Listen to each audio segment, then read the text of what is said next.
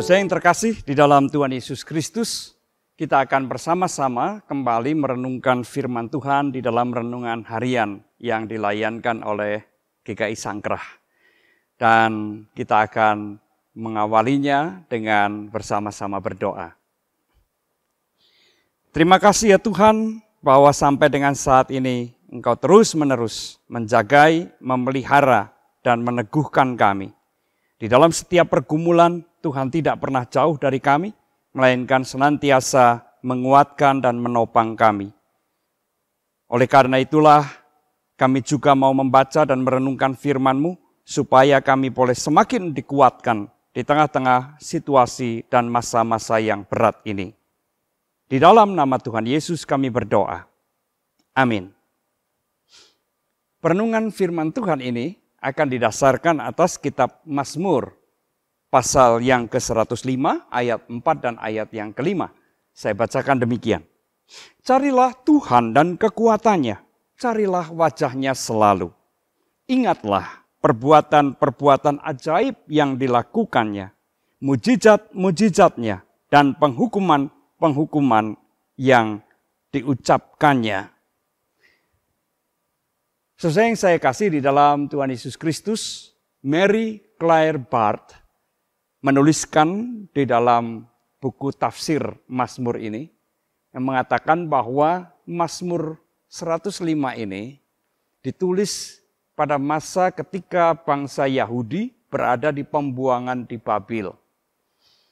Mereka sedang berada dalam situasi yang sangat menyedihkan. Artinya mereka merasakan kepahitan yang mendalam oleh karena mereka selalu mengingat akan kehancuran Yerusalem dan bait Allahnya.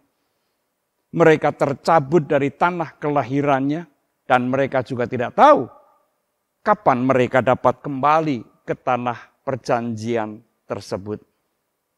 Dalam situasi yang sulit seperti itu, pemazmur mengajak umat Yahudi untuk carilah Tuhan dan kekuatannya. Ingat-ingatlah akan perbuatan-perbuatan ajaib yang pernah dilakukan oleh Allah. Baik itu mujizat-mujizatnya maupun juga penghukuman-penghukumannya. Ini sungguh sangat menarik. Kenapa? Karena biasanya kalau orang berbicara tentang perbuatan ajaib yang sudah dilakukan oleh Allah, itu selalu dalam artian menolong umatnya dari kesesakan, dari kesulitan. Mujizat-mujizatnya itu menolong, membebaskan umatnya dari kesulitan, penderitaan, ataupun pergumulan. Tetapi pemazmur mengatakan yang diingat itu bukan hanya pertolongan-pertolongannya. Bukan hanya mujizat-mujizatnya, tetapi juga penghukuman-penghukumannya. Kenapa demikian? Karena penghukuman Allah tidak pernah dimaksudkan untuk menghancurkan umat. Penghukuman itu dijatuhkan oleh karena umat mulai menjauh dari Allah, tidak peduli kepada Allah dan melawan Allah. Dan penghukuman itu dimaksudkan supaya umat itu kembali menjadi milik Allah. Kembali hidup di dalam ketaatan kepada Allah. Dan itu berarti bahwa penghukuman Allah senantiasa dilambari oleh cinta kasih Allah kepada umatnya. Oleh karena cinta kasih itulah, maka Allah peduli kepada umatnya. Dan ketika umat mulai menjauh dari Tuhan, meninggalkan Tuhan dan bahkan melawan Tuhan, Tuhan tahu bahwa umat sedang berjalan menuju bahaya yang sangat luar biasa besarnya. Dan oleh karena itulah, Tuhan kemudian menjatuhkan penghukumannya, supaya umat tersadar dan kemudian bertobat kembali kepada Allah. Sesuai yang saya kasih di dalam Tuhan Yesus Kristus, dalam masa-masa yang sulit, atau situasi-situasi yang sulit seperti sekarang ini, kita juga diundang oleh pemazmur untuk melakukan hal yang sama. Carilah Tuhan dan kekuatannya. Bagaimana mencari Tuhan atau mencari wajah Tuhan sebagaimana yang dikatakan oleh pemazmur ini. Mencari Tuhan, mencari wajahnya, itu berarti merenungkan, mengenang. Apa yang menjadi firman-Nya, apa yang menjadi kehendaknya. Serta apa yang telah dan pernah dilakukan, bahkan yang terus-menerus sedang dilakukan oleh Allah di dalam kehidupan kita.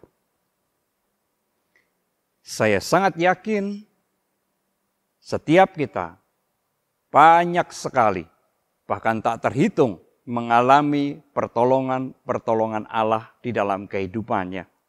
Bahkan setiap kita juga pernah merasakan dan mengalami penghukuman Tuhan ketika kita jauh dari Tuhan. Ketika kita mulai tidak peduli kepada Tuhan.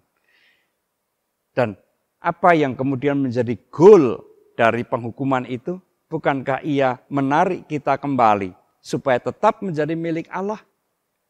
Saudara yang saya kasih di dalam Tuhan Yesus Kristus, itulah yang perlu diingat, perlu dikenang.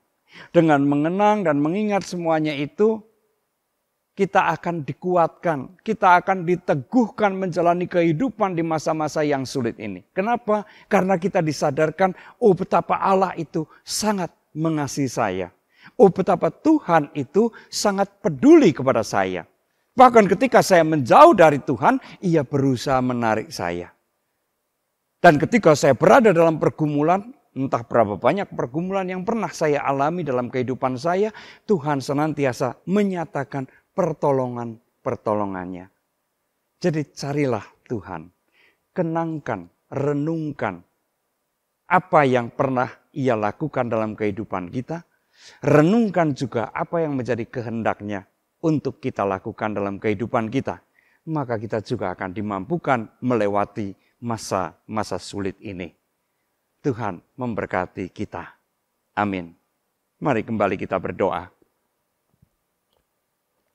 Kami bersyukur ya Tuhan atas segala apa yang Tuhan sudah kerjakan dalam kehidupan kami. Baik itu pertolongan-pertolongan yang begitu ajaib yang Tuhan sudah nyatakan dalam kehidupan kami di hari-hari, di tahun-tahun, di masa-masa yang lalu, maupun juga ketika Tuhan mengganjar kami dengan hukuman oleh karena kami mencoba keluar, menjauh dari Tuhan. Semuanya itu bukan karena Tuhan membenci kami, melainkan justru sebaliknya karena Tuhan sangat mengasihi kami dan menginginkan kami tetap berada di dalam Tuhan. Terima kasih untuk semuanya itu. Ajarkan kepada kami untuk senantiasa mengingat dan mengenangnya supaya kami boleh terus diteguhkan, dimampukan melewati masa-masa sulit ini. Terima kasih Bapa, di dalam Kristus kami berdoa.